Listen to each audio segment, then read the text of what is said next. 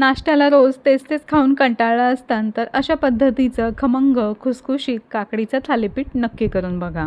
हे करायलाही खूप सोपं आहे आणि खायला एकदम टेस्टी लागतं आणि उन्हाळ्यासाठी परफेक्ट अशी रेसिपी आहे. वेगवेगळे पिठंसुद्धा आपली यामधून खाल्ली जातात, त्यामुळे खूप पौष्टिकसुद्धा आहे. चला तर मग खूप वेळ न घालवता आपण व्हिडिओला सुरुवात करूया. काकडी स्वच्छ धुवून घ्यायची आहे आणि काकडी कोवळी असेल तर वरची साल काढायची गरज नाही आहे. डायरेक्ट आपण अशी काकडी खिसून घ्यायची आहे. आता काकडी खिसून घेतली की यामध्ये आपल्याला एक वाटण घालायचं आहे. त्यामध्ये 3 हिरव्या मिरच्या आणि 5 ते 6 लसणाच्या पाकळ्या वाटून घ्यायच्या आहेत. यामध्येच आपल्याला एक बारीक चिरलेला कांदा घालून घ्यायचा, बारीक चिरलेली कोथिंबीरसुद्धा घालून घ्यायची आहे. आता यामध्ये आपण मिरची घालून घेऊया. मिरची अशी घालून घेतल्यानंतर यामध्ये 1 वाटी ज्वारीचं पीठ घालून घ्यायचं आहे. 2 चमचे आपल्याला डाळीचं पीठ आणि 2 चमचे तांदळाचं पीठ घालून घ्यायचं आहे. 1 छोटा चमचा हिंग, हळद आणि आवडीनुसार लाल तिखट घालायचं आहे, कारण आपण या आधीसुद्धा हिरवी मिरची घातलेली आहे. 1 चमचा ओवा घालून घ्यायचा, थोडेसे पांढरे तीळसुद्धा घालून घ्यायचे आहेत.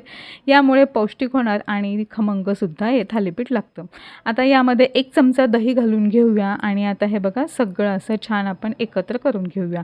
काकडीचं पाणी आहे ते सुद्धा छान सुटलं जातं, कांदा आणि यामध्येच हे पीठ मळलं जातं. अगदीच गरज वाटली तर 2 चमचे पाणी यामध्ये घालून घ्यायचं आहे आणि अशा पद्धतीचं सैलसर हे पीठ मळून घ्यायचं आहे. थालीपीठ थापून घेऊया. त्यासाठी कॉटनचा एक रुमाल घ्यायचा आहे, चांगला ओला करून घ्यायचा आहे. आता त्यावरती आपल्याला थालीपीठ थापायचं आहे. पिठाचा छोटासा गोळा घ्यायचा आहे आणि हे बघा इथे असं दाखवले व्हिडिओमध्ये, त्या पद्धतीने हाताला थोडंसं पाणी किंवा हात ओला करून घ्यायचा आहे आणि अशा पद्धतीने बोटाने सगळीकडून पसरवत हे थालीपीठ व्यवस्थित असं थापून घ्यायचं आहे. मध्यम जाड असं थापायचं आहे, म्हणजे खायला एकदम छान खमंग खुसखुशीत असं लागतं. मध्ये असं होल करून घ्यायचं आहे. वरून थोडेसे मी तीळ लावून घेतलेले आहेत. तवा चांगला तापलेला आहे. आता या तव्यावरती आपण ही थालीपीठाची जी बाजू आहे ती खाली घालायची आहे आणि अलगद हे कापड काढून घ्यायचं आहे. तर अगदी छान क्लीन असं हे निघतं. परत पुन्हा यावरती पाणी घालून घ्यायचं आहे, ओलं करायचं आणि दुसरं थालीपीठ या कापडावरती थापून घ्यायचं आहे. तोपर्यंत थालीपीठाची एक बाजू छान अशी सुकली जाते. त्यावरती तेल, तूप तुमच्या आवडीप्रमाणे सोडून घ्यायचं आहे आणि दोन्ही बाजूने छान सोनेरी रंग येईपर्यंत हे थालीपीठ असं भाजून घ्यायचं आहे. हे थालीपीठ जास्त मोठ्या आचेवरती भाजायचं नाही आहे, नाही तर लगेचच करपलं जातं आणि चव चांगली येत नाही.